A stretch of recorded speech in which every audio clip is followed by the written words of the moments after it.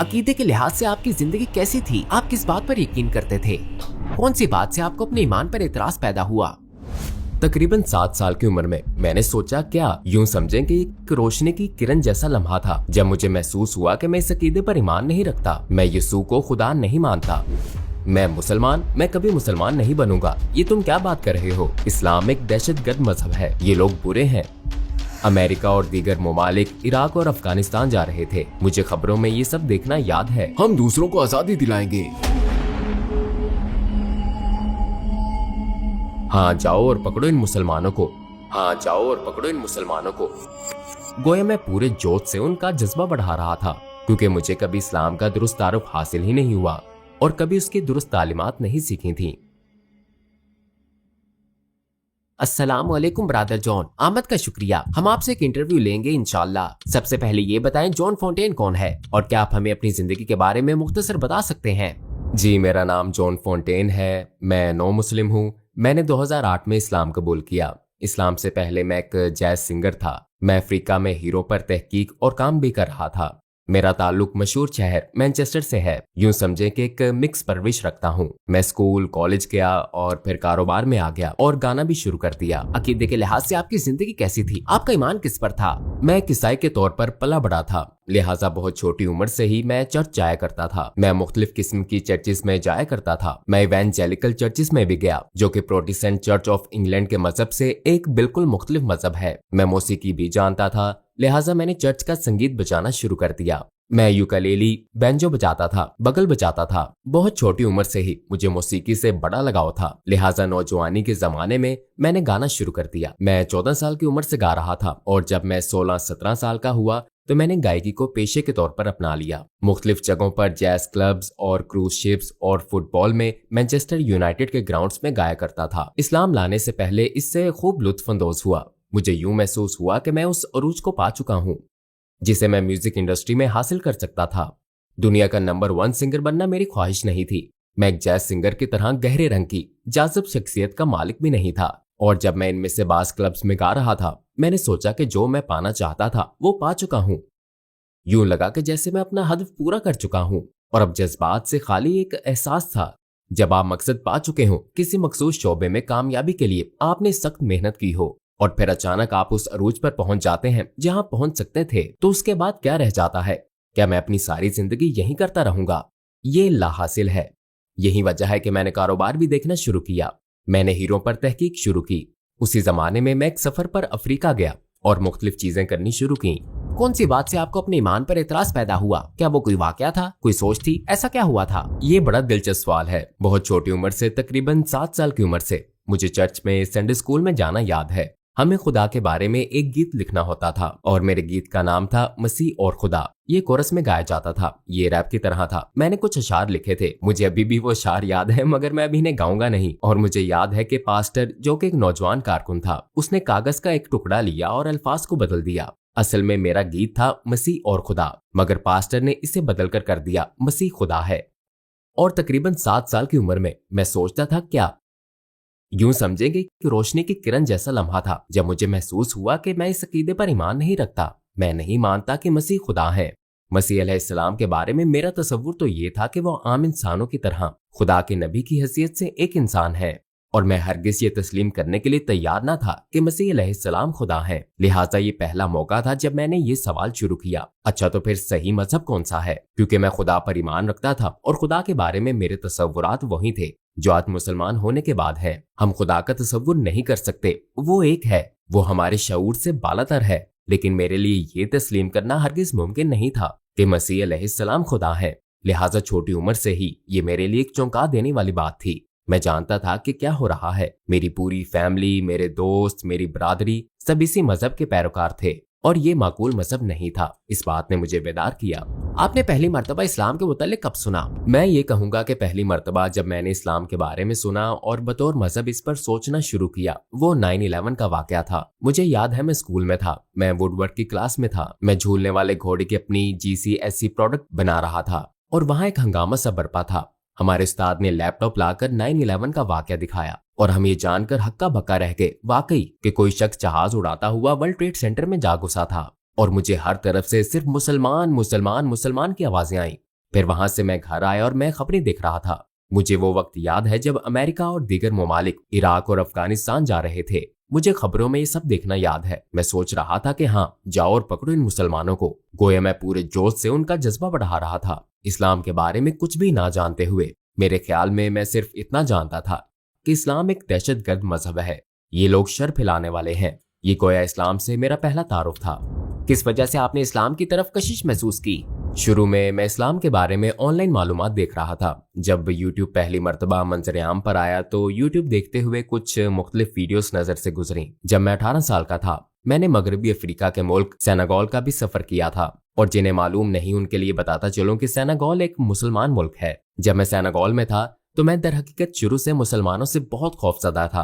उस 9/11 के वाक़े की वजह से मुसलमानों के बारे में अपने गलत तस्वुरात के बायस, लिहाजा दर हकीकत सेनेगल के सफर ने मेरा जहन खोल दिया। सबसे पहले मुझे इस बात का एहसास हुआ कि दुनिया में अफ्रीकी मुसलमान भी हैं। मैंने कभी अफ्रीकी मुसलमान नहीं देखे थे, लिहाजा मैं इस समझने में बहुत दिलचस्पी रखता था कि इस्लाम यहाँ कैसे पहुंचा। और जब मैं सेनेगल पहुंचा तो ये पहला मौका था कि मैंने अजान की आवाज सुनी। ये दिल को छू लेने वाली थी। मैं इबादत के लिए बुलावे की ये आवाज सुनकर बहुत खुश था। मैं इसे समझना चाहता था, मैं इसके मायने समझना चाहता था। और मैं कुछ मुसलमानों से मिला। मेरी एक भाई से मुलाकात हुई जो उस वक्त एक होटल में काम कर रहा था, और उसने मुझे अपने घर आने और कयाम करने की पेशकश की। लिहाजा मैं कुछ वक्त के लिए उसके साथ रहने पर राजी हो गया। मैं एक मुसलमान शादी में गया, मैं मुसलमान के जनाजे पर भी गया, और मैंने उसे और उसकी माँ और उसकी फैमिली को इबादत करते भी देखा। हम फर्श पर बैठकर साथ मिलकर खाना खाते थे, और ये सब बातें मेरे लिए हैरत अंगेज थीं। उस वक्त क्या आपके जहन में मुसलमान होने का ख्याल आया था? मुझे इस्लाम की सच्चाई पर यकीन नहीं था। उनकी सकाफत और उनके साथ अपने कयाम का तजर्बा पसंद आने के बावजूद भी मुझे मुसलमान बनाने के लिए ये सब काफी नहीं था। इससे मेरी दिलचस्पी और भी बढ़ गई। ये अजीब बात थी क्योंकि मैंने ईसाईयत का सहारा लेते हुए इस्लाम पर हमला करना शुरू कर दिया। हालांकि मैं जानता था कि ईसाईयत सच्चा मजहब नहीं है। सकाफती लिहाज से तो मैं अब भी एक ईसाई ही था। लिहाजा मैंने इस्लाम की खामियां तलाश करने की कोशिश शुरू कर दी। बाज मुसलमानों के साथ जोशीली गुफ्तगू भी की, लेकिन मैं जितनी ज्यादा तहकीक करता गया, जितना ज्यादा इस्लाम पर एतराज करता गया, उतना ही इसकी तालीमात और कुरान के पैगाम से मुतासिर होता गया। और मेरे ख्याल में मैं इस्लाम कबूल करना चाहता था। जब मैं ये कहता हूँ कि मैं इस्लाम कबूल करना चाहता था, तो इससे मुराद ये है कि मैं इस्लाम को एक मौका देना चाहता था, क्योंकि अफ्रीकी मुझे इस्लाम के मुतालिक सिखाने में अपना किरदार रखते थे। सेनेगल में क्या आपको कोई ऐसी बात याद है जिसे आप कभी भुला ना सकते हो? जब मैं 18 साल का था, ये मेरे कबूल इस्लाम से 5 साल कबल की बात है, और जब मैं अपने उस मुसलमान भाई के घर में रह रहा था, उसकी दादी की वफात हो गई। उनकी उम्र 105 साल थी, और ये रो रहा था। वो अपने बिस्तर पर बैठा रो रहा था। चनाचे में उसके पास जाकर बैठा। मैंने अपने बाजू से उसे थाम लिया और कहा कि पता है वो एक बेहतर मकाम की तरफ गई हैं। उसने जवाब दिया, मैं उनकी वफात पा जाने पर नहीं रो रहा। उसने मजीद कहा, वो मुसलमान थी, वो जन्नत में जाएंगी इंशाल्लाह। मैं तो इसलिए रो रहा हूँ कि वो बहुत बूढ़ी थी, और मैं चाहता था कि वो तुमसे मिले ताकि वो दुआ करें कि तुम मुसलमान हो जाओ। उसकी बात ने मुझ पर बहुत असर किया। मैंने सोचा कि मैं मुसलमान, मैं कभी मुसलमान नहीं बनूंगा, ये तुम क्या बात कर रहे हो। मैंने ये बात उसे नहीं कही क्योंकि वो अपनी दादी की वफात पर पहले से ही गमज़दा था, मगर उसकी बात ने मुझ पर बहुत असर डाला। मैंने सोचा कि उस शख्स के लिए ये बात इतनी अहम क्यों है, वो क्यों रो रहा है। अभी तो उसकी दादी की वफात हुई है, वो उनकी वफात पर नहीं रो रहा। वो तो इसलिए रो रहा है कि वो मुझे मुसलमान देखना चाहता है। और यही वो बात थी जिसने मुझे सोचने पर मजबूर किया, वाह, ये शख्स हकीकतन ईमान वाला है, ये इस मजहब पर हकीकी ईमान रखता है। आपने इस्लाम कब और कैसे कबूल किया? मैंने बिलाखिर 23 साल की उम्र में इस्लाम कबूल कर लिया। मैं कोई तहकीक कर रहा था, लेकिन फिर भी मैं उस वक्त गाना छोड़ना और कुछ दूसरी चीजें तर्क करना नहीं चाहता था, और शायद मुझे इल्म भी नहीं था कि मुसलमान कैसे बनते हैं। दर हकीकत मुझे इल्म ही नहीं था कि मैं मुसलमान हो सकता हूँ। मेरा ख्याल था कि आप पैदाइशी मुसलमान होते हैं, यानी ये चीज आपको वालिदैन से विरासत में मिलती है। मुझे नहीं मालूम था कि उन्होंने इस्लाम कबूल किया है। ये मुझे तब मालूम हुआ जब मैं तहकीक कर रहा था और मैंने अब्दुल रहीम ग्रीन और जूसफ एस्टेस और दूसरे मजहब तब्दील करने वाले लोगों की वीडियोस देखी। तब मुझे एहसास हुआ कि वाह, हकीकतन बहुत से अंग्रेज और अमेरिकी लोग इस्लाम कबूल कर रहे हैं और मैं भी मुसलमान हो सकता हूँ।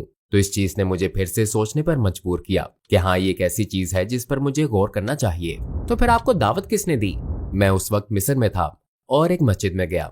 मैंने अपने दोस्त से कहा कि मुझे नमाज पढ़ना सिखाए, लेकिन उसने इनकार कर दिया। उसने कहा, नहीं, तुम मुसलमान नहीं हो। मैंने कहा, खैर, मैं ईमान रखता हूँ। मैंने रमजान के रोजे रखे और नमाज पढ़ने की कोशिश की थी। उसने कहा, ठीक है, तुम्हें कलमा शहादत कहना होगा। मैंने पूछा, शहादत क्या है? तो उसने मुझे कलमा शहादत बताया और मैं मुसलमान हो गया। मुझे ऐसा लगा जैसे मेरे कंधों से एक बड़ा बोझ उतर गया हो। मैंने खुद को पाक महसूस किया और अल्हम्दुलिल्लाह मैं पहले ही ईमान रखता था। ऐसा नहीं था कि ईमान बस उसी लम्हे उतरा हो। मैंने हमेशा अल्लाह पर ईमान रखा था। और फिर मैं बरतानिया वापस चला गया। मैंने मस्जिद ढूंढने की कोशिश की और मैं उस वक्त मस्जिद जाने से भी डरता था। मुझे महसूस होता था कि मुसलमान दहशतगर्द हैं। मैं भी मुसलमानों के बारे में मनफी जज्बात रखता था। तो मैं एक जगह गया जो मुझे लगा कि कोई स्कूल है, लेकिन वो स्कूल नहीं बल्कि एक मस्जिद थी। और सुभान अल्लाह, इस्तकबालिये पर एक अंग्रेज मौजूद था।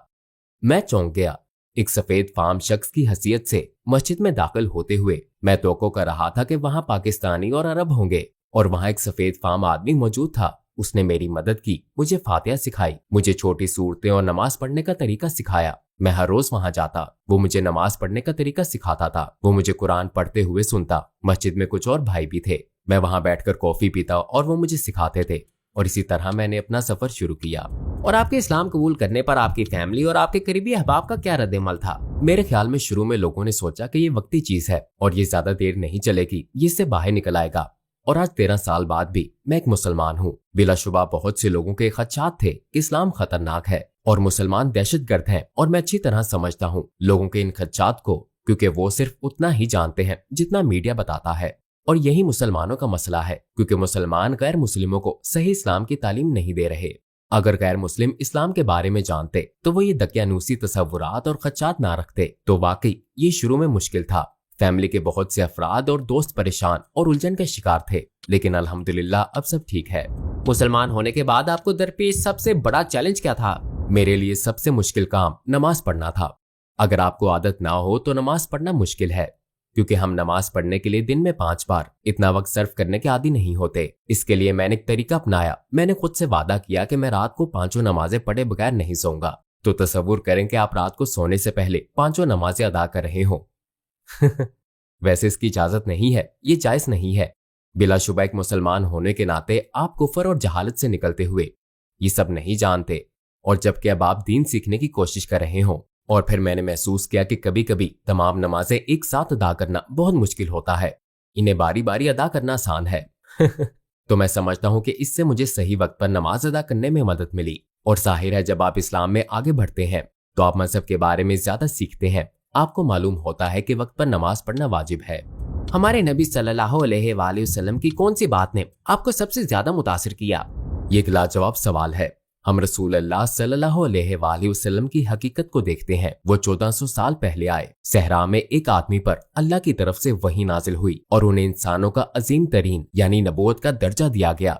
और उन्होंने दुनिया पर जो असरात छोड़े, यहाँ तक कि आज तक उनके पैरोकार उनकी सुन्नत और उनके बताए हुए रास्ते पर चलते हैं। हमने उनके रास्ते पर चलने की कोशिश की। वो मोहब्बत जो हमें मिली, देखो हम आज यहाँ हैं। हम अपना माल और वक्त दीन पर सर्व करते हैं। वाकई इसी पर हमारा ईमान है। और जरा तसव्वुर करें कि इस्लाम के तमाम पैरोकार न सिर्फ वो लोग जो आज जिंदा हैं, बल्कि गुज़श्ता पिछले 1400 साल से सुन्नत की हिफाजत, इस अजीम इंसान के अकवाल और अफाल की हिफाजत और अल्लाह के रसूल की अतात कर रहे हैं।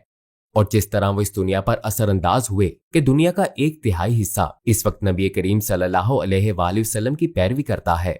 आपको बस ये पता है कि वो मुसलमान है, ये सिर्फ तारुफ है। बाखुदा जब लोग इस अजीम इंसान और जो कुछ उन्होंने किया इस पर गौर करते हैं, और सबसे बढ़कर इस पैगाम पर जो उन्हें दिया गया और कुरान में इंसानियत के लिए दिए गए हल पर, आप अपनी शरीयत, अल्लाह के कानून और हदायत लेकर आए और उनका मवासना किसी दूसरे मजहब से, किसी भी फलसफे या तर्ज जिंदगी से करें।